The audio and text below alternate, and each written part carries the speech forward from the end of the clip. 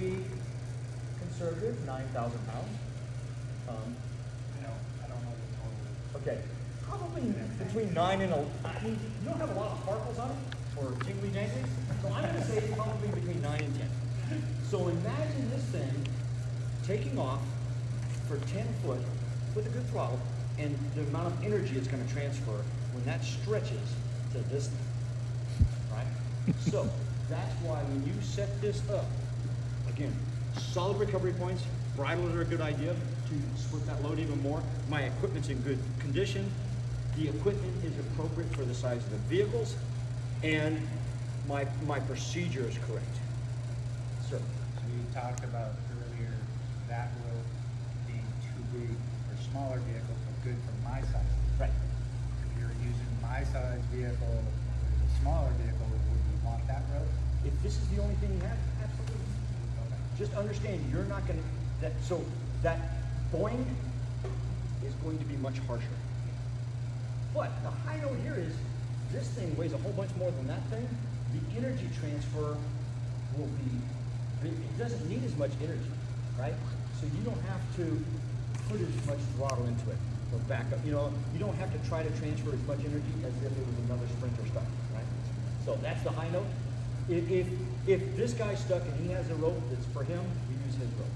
If he's stuck and he doesn't have it because he didn't take the class and didn't come prepared, then you pull your stuff out. It's like this guy said, I needed one of these. But you just go into it that I'm not doing it. I'm breaking a rule by using kind of equipment that's not perfect for this. So I'm going to go easy. And the fact that I'm Goliath and he's David, I don't need to go crazy. Jim, what happens if Goliath is stuck and David rolls up and... Well, again, it's a transference of force. Okay. There's a great video out there of my little Discovery pulling out a man truck that was buried to the axle. One pull, boom, and it was out. 5,000, 20,000. David and Goliath. I was David that day. And my slingshot was freaking awesome. So, procedure, because see, I'm doing great, Jason. Here's the thing. Remember this. Crawl, walk, run. We don't start off full throttle and a full rope, all right?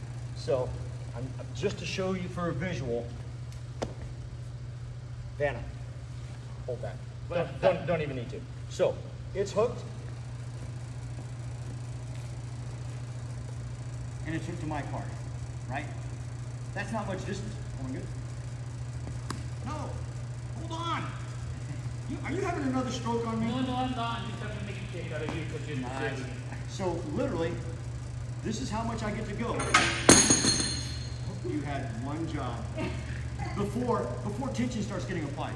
That's crawl, right? I'm going to take off at a pace like I would take off from a light on the road, right? Okay, so I go boink, and it doesn't work. So walk. Let's do that, right? So what I do, and people do this, or people will put S's in it, right? What I do is I back up enough so that loop is under my rear differential. That gives me more distance. I take off at the same, boom, now I go, right? Then there's run. I back up to where it's midway through my car. And then I get out. Before run, I come back and I recheck every bit of the rib. And I make sure he's doing his job correctly. Do we need to dig? Reduce that stuck resistance. So, that's how is this managed? Jason's in the Jeep, Finbar's in this car. Hopefully, a nice way is to have a third guy. Jason, you ready? Gives me a thumbs up. He's running, he's in gear. Finbar, you ready? He gives me a thumbs up. He's running, he's in gear. All right, guys, 3, 2, 1, go, go. He starts turning, but he's stuck. So he's already trying by the time this tension goes on, right? Boing, stretches, transfers enough energy, hopefully that pulls him right in. And then, but we start crawl, walk, run. That's the procedure though. Finbar, you ready? Jason, you ready? He starts, he goes. Yeah? And it's not this whap for him. It's not mud bombing. It's let's get the tires moving. So. We always want their tires moving, whether we're crawling, walking, or running. Yes, that. I want him to help as much as he can, and You would be amazed at the amount of times you go, you lose that one step. You ready? Cool. You ready? Cool. Go. And he's in park. Inertia. The inertia is a part of energy. So Oh. getting an inertia. You're teaching the rest of us. But that is, so if I don't know this guy, I'm gonna come over and go, hey Jason, how you doing, buddy? And I look at and I just make sure you're here. Awesome. Tim, are you ready to go? So that's it. Questions? That's a basic kinetic. Winching is a slow operation. Most of the time our go-to is if somebody's stuck, we go kinetic first. If it's reasonable, we have a place to do it. Just because we wanna go. So, but you get this wrong, hook to a toe point. Do we hook a hook over or hook something over a ball hitch? Thank you. There's still YouTubes out there where experts are saying this is okay. 5 years ago now, guy in the F-250, stuck with the family. This made the news. Guy, 2 kids, wife. Hook it over the ball, his buddy, he's stuck. Whoever comes along, hooks it over the ball, go, boom, ball comes off, goes through the windscreen, through the guy's head. He's dead before he ever hears the blast break in front of his wife and 2 kids. The ball is never, it's the only rule that you never break. No. Right? So Sorry. in that case, If I'm doing this, it's finger mash winching out. Down is out, up is in. We go and we do a little clappy clap up top, a little bitey bitey, and that's bump in. So we want 1 bump, 2 bumps, 3 bumps. Now these winches have what we call overrun. Any guesses on what that is? No? Well, it Lunch keeps energy stored coming. in that winch. So when you stop winching and it's not under load, it'll winch in an additional amount.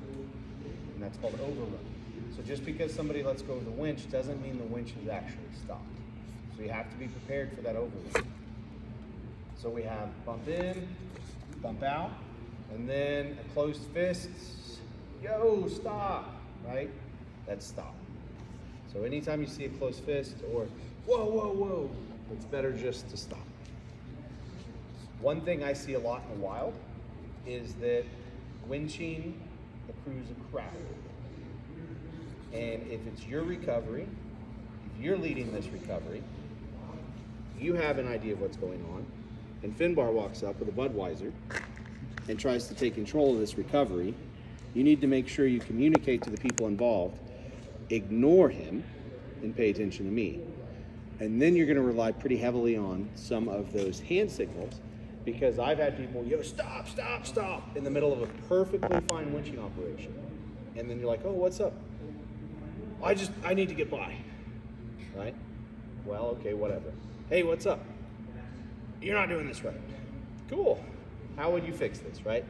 But if there's a crowd, start relying heavily on those nonverbal communications. Otherwise, things get really weird because you've got 2 or 3 people in there and other voices. And then try and maintain some kind of distance from the situation, right? So if you've got 20 feet of winch line out, then probably a good 20-foot corridor around. We'll get into some of the nuances of the synthetic versus wire. We'll talk about whether or not we're going to put anything on top of it to create some kind of buffers on the brakes. We'll talk about quite a bit. Most importantly, gloves. They're hooks that lays flat. We get into hooks versus closed systems. I've seen some Factory 55 stuff.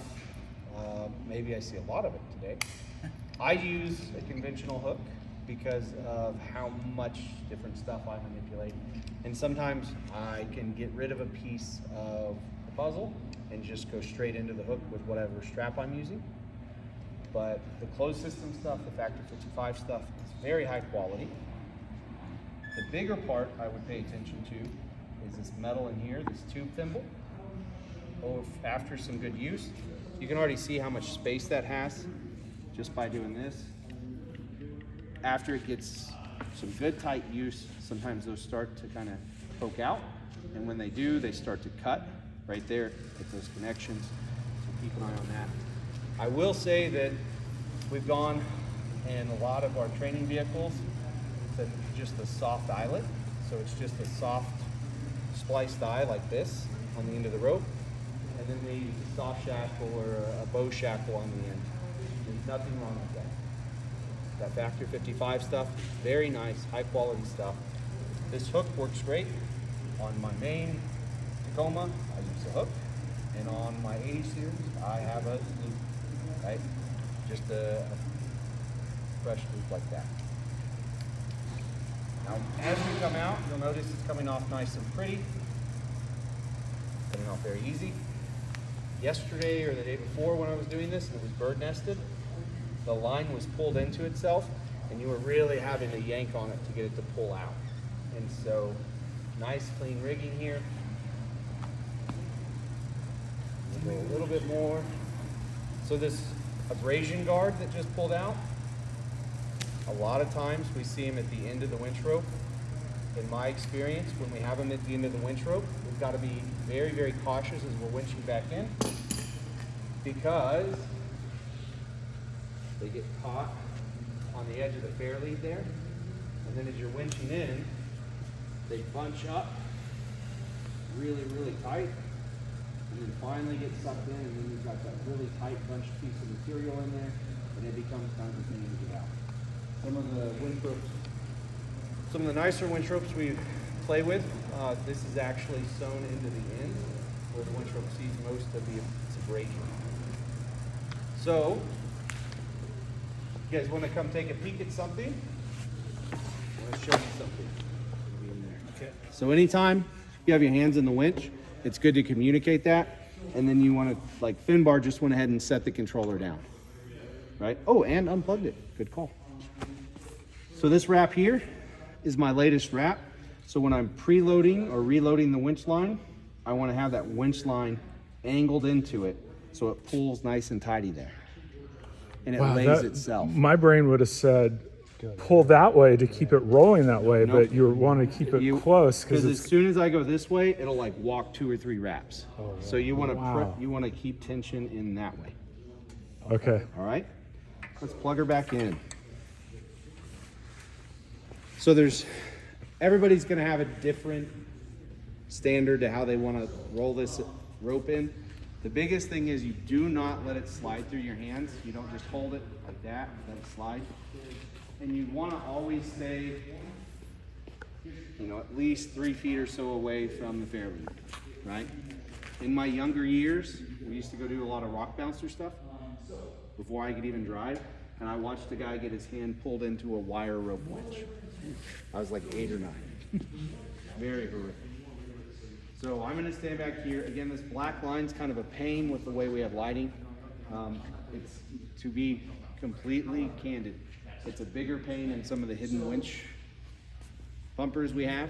It's almost like, I have an ARB that's pretty hidden, and I'll set my phone light on top. I was just thinking, I can grab a headlamp and, Yeah. and shine it on there if you want. All right. You ready, Finbar? I'm ready. All right. So I'm going to provide quite a bit of pressure to this as he's winching in, please, sir. Keep winching. And I'm going hand over hand here. With slight tension to the side.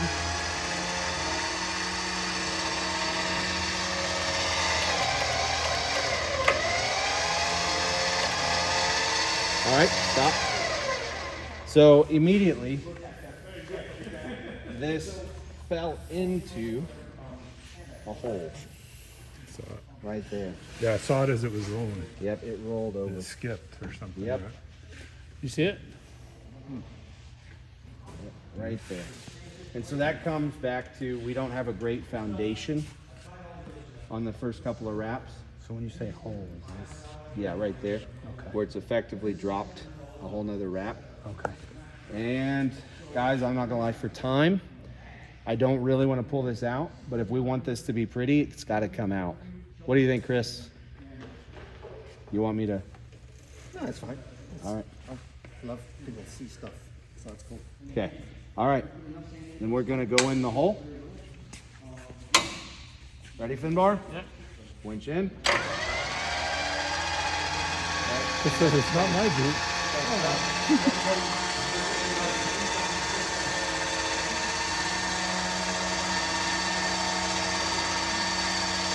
All right.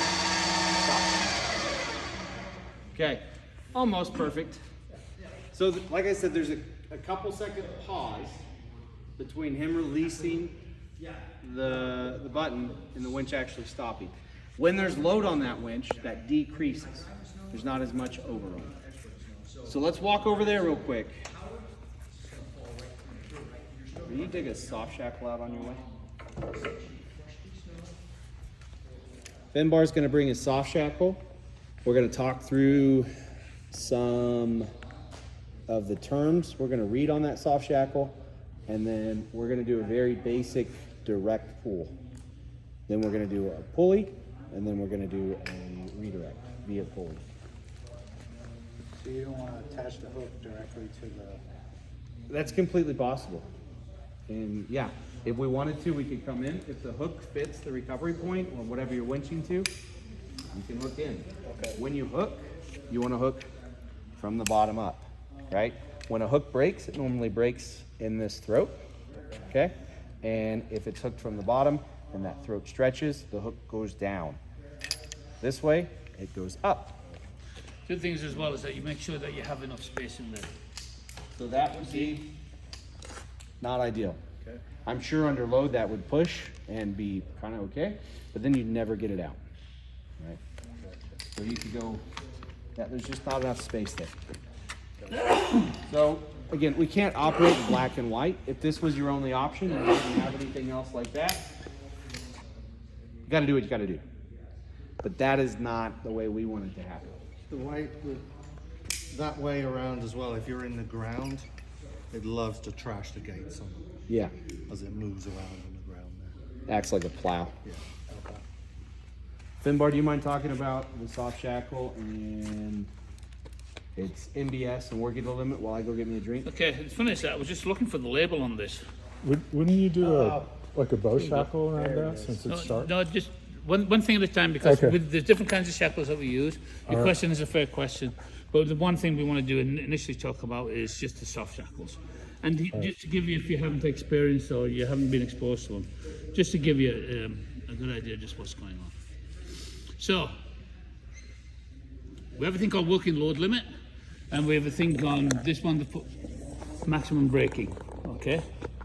And always, minimum braking? sorry? Minimum braking, Oh, minimum braking, sorry. Okay. There we go. And the label, I saw it. Of course, I picked the mankiest one with the mankiest label, eh? But if it doesn't have that label on it, should you use it? You don't know what its content, you don't know what the braking strain is, you don't know how good it is. At least when I see a label, it tells me what I've got and I know what I'm buying, kind of thing. And when you buy them, for example, I like to see the big fat label like this because I'm as blind as a bat at the best of times. So, can you see the label? What does it say? I have no idea. We all need glasses. MBS 35,000. What's MBS? Minimum braking strength. Yeah. Working load limit 7,000. What's working load limit? What does it mean? That's about. Working load limit is at 7,000 pounds on this. I can do it all day, every day. 7,000 pounds. I'm not going to damage the structure unless I abrade it. Okay? So if we have a 9,000 pound vehicle, Yeah. I don't want to use a 7,000. Well, no, I wouldn't. I wouldn't do it. Yes, I agree with you. You certainly wouldn't use it. So always, and actually, I'm very, very fussy about rating on my vehicles. So, for example, all my kit is well overrated because now we're going to be using pulleys later on and stuff like that, and it changes the load. So what I always do is that my working load limit is what I buy for my vehicle. I know my vehicle is 6,000 pounds. I know that the minimum I'm going to buy is a unit that is at least a working load limit of 6,000 pounds. Does that make sense? Can I make that clearer? Sure. What's that? The working load limit of any piece of equipment that you use should exceed the tension you're going to put on your recovery system. That tension varies depending on how stuck your vehicle is. So you might have a 10,000 pound vehicle, but it might not be stuck with that much resistance. It may only be stuck by 5,000 pounds.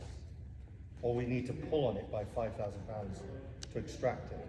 As long as the working load limit exceeds the amount you need to pull on it, you're fine. What if it's stuck in mud halfway up the tires? So let's just say that's 10,000 pounds, halfway up the tires, nearly to the frame. that's probably 1.5 times the actual weight of that vehicle in terms of how much we have to pull on that vehicle. But if you allow Jason here in a minute to evolve the lesson, you'll see that there's a way of reducing the rating, reducing the load on your equipment in certain different ways, if that makes sense. It's a really good question, but it's a really point that needs to be very clear. Yeah, it does need to be clear. I apologise for that. The other things as well is that we haven't got into anything such as a stuck assessment or anything else like that. We're just dealing with the winching and the equipment that we're using with it. Okay? Sounds fair? Now, I want you to pay attention. You've heard the winch with no load, and now we're going to hear a winch with a little load. So Finbar, just to give you some audible feedback, when I'm winching, I want that winch to have a little bit of load. Just light on the brake. All right.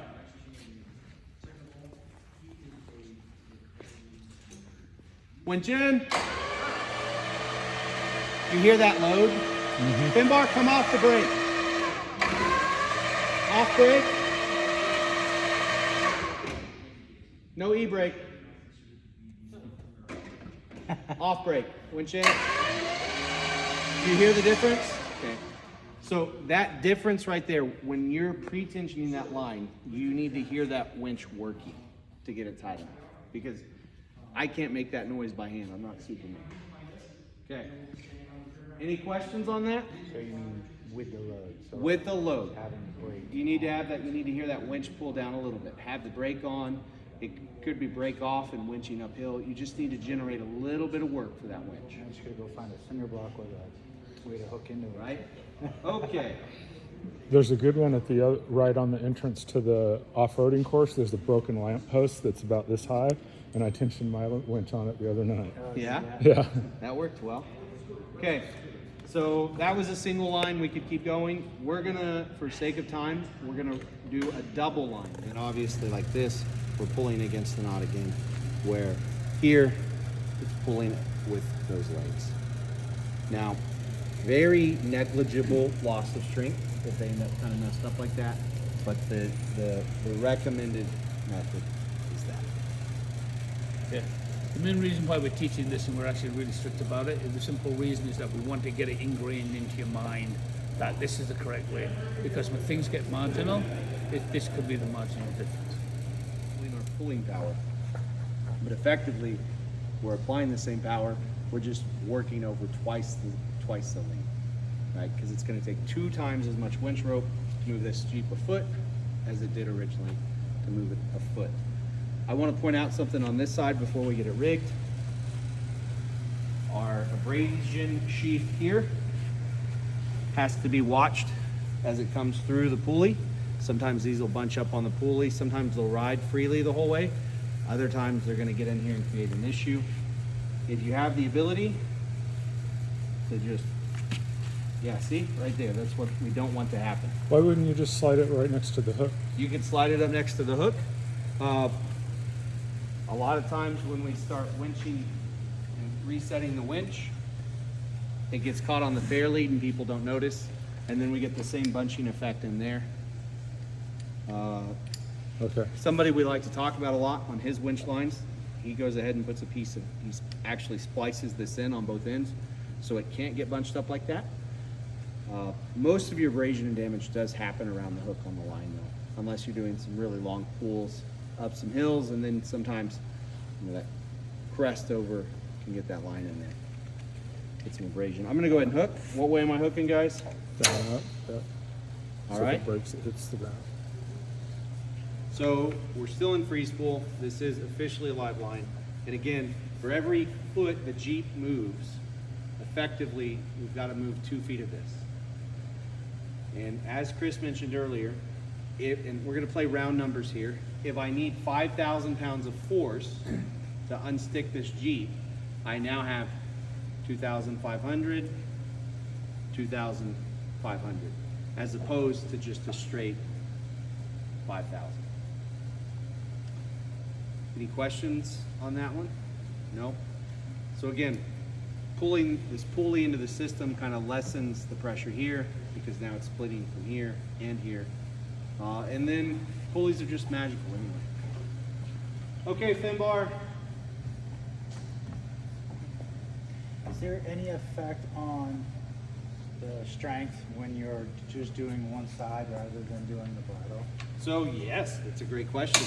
If this was a really significant pull, we can bridle. And what we mean by bridle is bringing a strap from here to a center point, and then hooking the winch line back into it. So we're spreading that load to both sides. But again, if we're doing a stuck assessment, we're coming up with our number, right? Like that RecMaster app will give you a really good number to know. Then I'm not afraid of 2,500 pounds here. I'm not even that afraid of 5,000 pounds here. But once we get above that, that bridle comes into play where we can start splitting the load. I do want to point out bridle length matters, because if you have a very stubby bridle and that angle's really tight, you're actually pulling more in, and so it doesn't split the load equally at that point. And so the math there is your overall bridle length needs to be 4 times the width between your recovery points.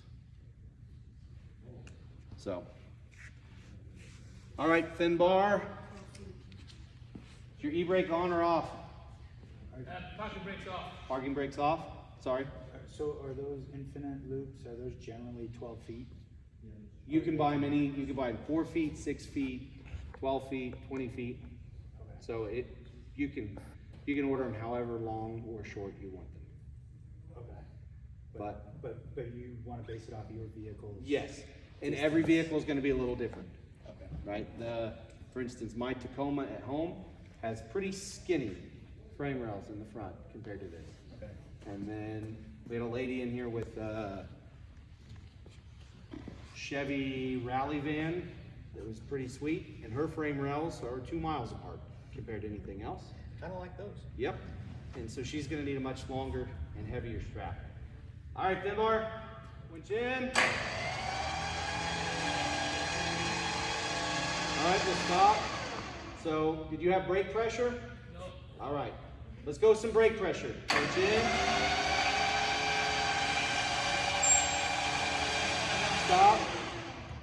Did it sound like it had as much load on it as it did single line earlier? Personally, I don't think so. And that was hard on the brake. Yeah. And I want to say as it winched, it was doing a pretty good job of layering itself correctly, right? Which is very convenient. And that stems from having a good base when you put your winch line on. Sometimes it just doctors itself nice and tidy. All right. So How much pressure you think I you need? don't want to actually guide that while you're winching? Correct.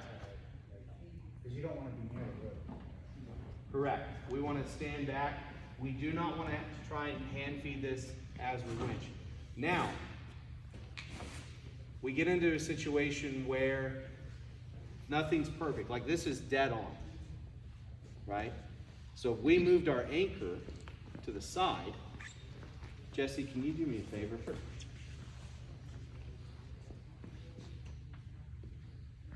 Hope you're strong. So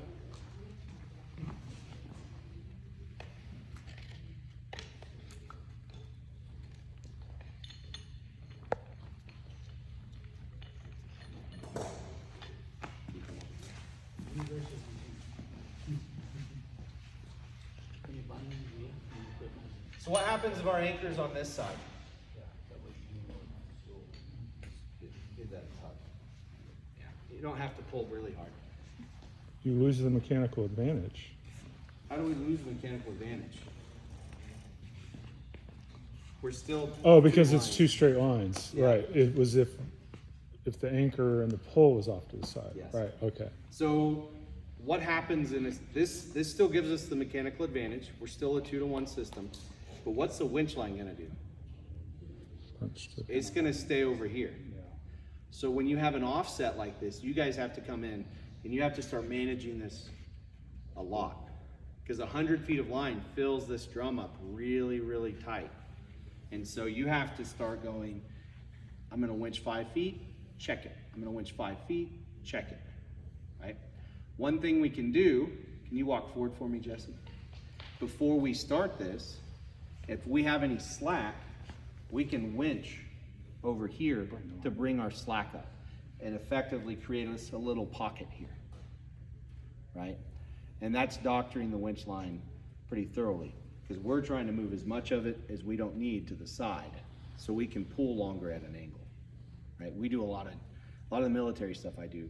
We do some pretty gnarly side pulls, and we put most of the winch line on one, like we doctor it and it's pretty and it's good to go, but when we get that situation set up, and we've got 80 feet of line out, every bit of slack we have, and I mean, we will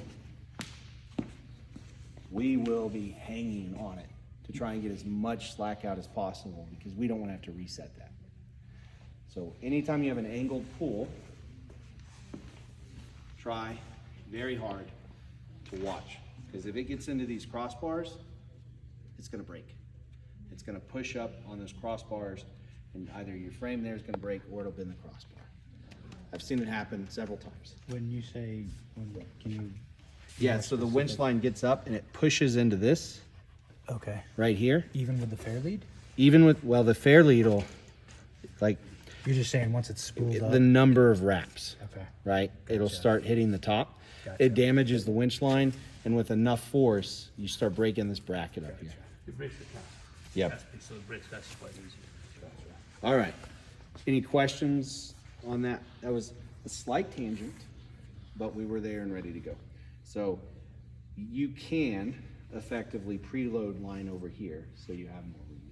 But after you're done, again, you got to come back, and it's best practice to respool. And you can do that by hand at that point? If you have a good base, Yeah. right? And sometimes, and Finbar may tell me he stops and respools under tension every time. But if we've had a really long winch day and I know that winch is going to be used again before the end of the day, I'll hold it with as much tension as I can and get it back on there, and then we'll reassess. And sometimes that reassessment means that I run a pulley, even though I don't need it, because I know I've got a soft layer in there somewhere, right? I may have pulled out to the very last wrap and then put the rest in by hand, and now I've got to set up a situation where I'm going to pull hard on it the next time I use it. So you got to do a lot of management. The thing is that even with steel wire cable, we would have the same issues, right? You cannot just forget them. You've got to manage So them. in other words, what you just said was, when I asked if you would hand spool it, you wouldn't want to hand spool it while you're still out in the field, potentially have to use it again under tension, because everything is soft because you hand spooled it versus under tension. I would hand spool it back in the field, and the next time I had to use it, I would make sure I brought that much line off again, Okay, right? gotcha. And if I had to set a pulley up, and then if it came down to it again, you know, guys, we're in a gray world, right? It's not black and white. If I had to winch off over a soft layer, I would. But the ideal scenario would be pulling back to the good, hard, tensioned rope, putting a pulley in place, or going to a farther anchor and trying to pull on a good foundation. Okay. All right, Dyneema is a hollow core rope. It's 12 strands, and by hollow core, I mean we do that, and you can see the inside. And so you can splice it back in, and that's how all these loops are made here, right? Steel, They're right? spliced back in. It is stronger than steel. And in this adjustable sling, we've just got a giant finger trap. There is a math number associated with this, but it allows us to adjust our overall length.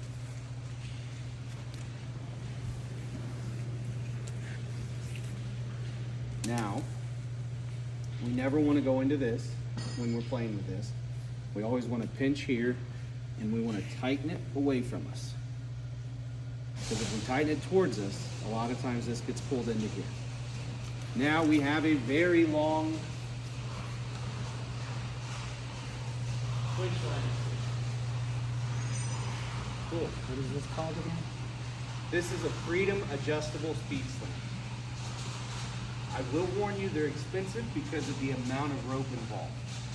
Right? It takes quite a bit of rope. Now, if I want to break this, as in I want to readjust it, I go in here, I grab, I pinch, and I pull. And so we can adjust it down. I'm fishing. I caught a Jaguar, Finbar. You bought a Jaguar? Uh-huh. All right. Again, you grab here, pull out, and we've shortened it. And you can shorten it all the way down to about 5 feet. So it is adjustable. If 5 feet is still too long, you can always flip it. Have 2.5 feet or whatever. What do you think about this one? Want to use it? Want to play with it? Or do you want to just stack a bunch of random stuff together? I tell you what, I think one of the things we should do is let's take this out of the equation, let them use the rest of the stuff Okay. we've got, just regarding time. All right. I mean, before I saw that, I was thinking we would bridle because there's really no center, Okay. right? And then use that toe strap.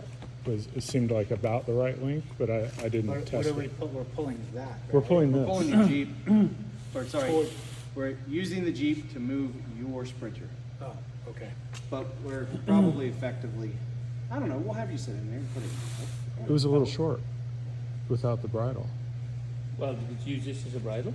I can't use that as a bridle. Oh, we could, yeah. I was thinking that that was a bridle. but- It is a bridle. Okay. But the advantage of the endless slings is that they can also be used as a bridle. That's why we carry them. These things actually drive me crazy, but when they work, they're fantastic. I can use them as a tree wrap. I can use them as a bridle. I can use them to make up the short distances. It's just a really, really cool tool. And same thing goes with some of the other things. I sell. So we already have bow shackles hanging. But those bow shackles on there are not removable easily. So we need two soft shackles. So we would need to go through, I'd recommend soft shackles, yeah. But for this to this, are we okay looping the bridle through there without a soft shackle? All right, that was a great question, guys. The question was, can we just loop our bridle like this? And the answer is, No, is my yes. guess. It No is? reason why not. Why Okay. not? Why not? I don't know. I just expected you to say no. All right, As long as you had a way to lock those in That's here, what we right? wanted to think. Yeah. two soft Okay, shackles. what can I do? You remember, Yeah. Yep. even Jim was Yep. using it, using like All right, the I see two kinetic soft rope. shackles right over there. Yeah. I see two of them. And then we can hook straight to this without a soft shackle, or we? If we have the room, yeah, but remember, we gotta get to that line. No, yeah, but I was just asking, is it okay to put a metal hook around this without a soft shackle? Yeah, we can take that hook directly. to Okay, this. if we have enough. Yep, and it depends. Some hooks have That's a not- a real bad cast line in there that's Yeah. fairly sharp. This That's is not a gonna nice- be long enough, because I walked it out earlier. so. What else do we have? Well, we have the toe strap, but that's gonna make, like, the toe strap. And Pinbar was saying, let's use this as the, as It's a 95. what do you, So if The- we use that as the bridle, we can pull a longer something in, right? with the But toe remember, strap, guys, right? we've got to make it to here. That's not to say we can't make it to here. Right? So what if we use that as the bridle, and then use the toe strap? Rolling resistance, then we talked about safely, pushing your Talk to your group. 500 pounds. Pushing it with gravel, 1,000 pounds. Rolling resistance, that's one of the things we're talking about. So the stuck assessment, which we do not have time to go into, stuck assessment is the things that we use to give us the figure. Jason give you a rolling resistance figure of 5,000 pounds. Okay. Does this fit within the 5,000 Yep. pounds? Okay, so you want to make sure that when you're dealing with the equipment, that is something that you definitely want to take away, is understanding working load limits and rolling resistances. For the, are you using the right tool for the job? That easily fits in within the 5,000 pound that Jason was talking about. Okay. So this and this isn't long enough to get to there. So we either need to use this as the bridle and something to extend over, right? Like the toe strap, probably. that a tree saver too? Yeah, the tree saver. I think it looks like it should be long Can you enough. wrap? Can you wrap? Well, it's okay if it's too long, right? Within reason, yeah, it can be I mean, too long. can this get wrapped through that? Yeah. Or just slow will down, that slow down. cause too much of this? Slow down. I think we're getting too many. Yeah, so let's take this out of the equation for now. Oh, you just wanna go one, Try this as a bridle and see if that's then long enough. got it. Would that be used as a bridle, and could this be used as the extension? Yeah, that's what I was thinking. Okay. So the easiest thing to do, like Jason was talking about, he give you your limits. Does it fit? How close is it? Well, let's see.